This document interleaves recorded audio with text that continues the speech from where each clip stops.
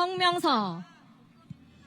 교사와 학생 모두에게 안전한 교육 환경을 만들기 위해 법 개정이 필요하다.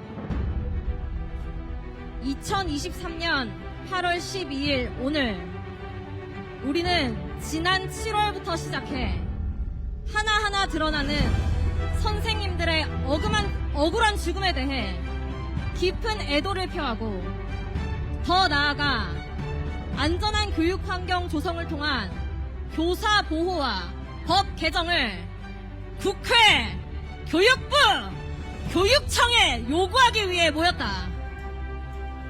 서희초등학교에 이어 이번 주 월요일에 보도된 의정부 호원초등학교의 소식을 듣고 우리 교사들은 다시 한번 큰 슬픔과 분노에 빠졌다. 이제 교사의 안타까운 선택은 남의 일이 아니라 나 자신의 일, 그리고 내 동료의 일이 되었으므로 이런 현실에서 우리는 더 이상 죽고 싶지 않다! 우리는 살고 싶다! 라고 외칠 수밖에 없다. 교사는 무엇이 옳고 그른지 가르쳐야 하고 학생은 사회의 구성원이 될 수 있도록 다른 사람과 어울려 살아가는 법을 배워야 한다. 하지만 교사의 말 한마디, 눈빛 하나가 학생의 기분을 상하게 했다는 이유만으로 아동학대 신고를 당하고 관리자나 교육청, 교육부 누구 하나도 교사를 보호해주지 않는 상황에서 교사는 더 이상 교육할 수 없다. 이에 전국 교사는 안전한 교육 환경을 조성하고 교사의 생활지도권을 법으로 보장하길 강력히 요구한다. 첫째, 아동복지법 제17조 제5호를 개정하라.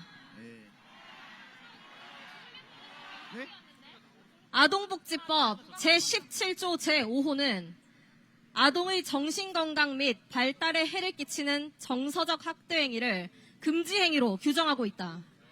하지만 정서적 학대 행위가 무엇인지 법에서 명확하게 규정하지 않아 정당한 생활지도 중 학생의 기분이 상하는 것도 아동학대로 간주되어 교사는 무분별하게 아동학대 신고를 당하고 있다. 교사의 정당한 교육활동을 아동학대로 몰아가 교사로 하여금 생활지도를 포기하게 만드는 법은 반드시 개정이 필요하다. 둘째, 법령과 학칙으로 정해진 교원의 생활지도는 아동학대가 아님을 법에 명시하라.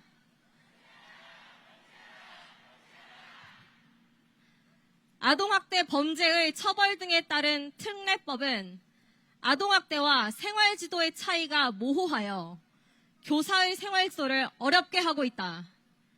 더 나아가 학생이 교사를 폭행한 경우 방어를 위해 학생에게 손을 댄 경우에도 아동학대로 신고당하고 있어 교사는 학생의 폭력에 그대로 노출될 수밖에 없다.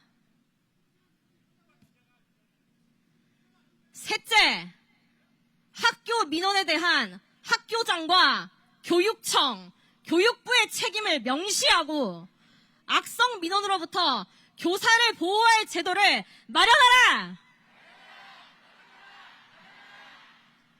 최근까지 언론에 보도된 교사의 안타까운 소식에는 학교장과 교육청, 교육부의 방관도 일조하였다. 이를 예방하기 위해 학교의 장은 보호자 등이 교원에게 직접 연락할 수 없도록 하고 민원 처리 과정에 책임을 져야 한다. 또한 교육청은 교사에게 악성 민원과 신고에 대응하기 위해 필요한 법률적 지원을 해야 한다. 교육부는 민원 담당 업무 교사나 부장을 만드는 것과 같은 졸속 대책이 아닌 4세대 지능형 나이스를 활용한 온라인 민원관리 시스템과 같은 실효성 있는 민원관리 시스템을 구축하여 교사 보호를 위해 노력해야 한다.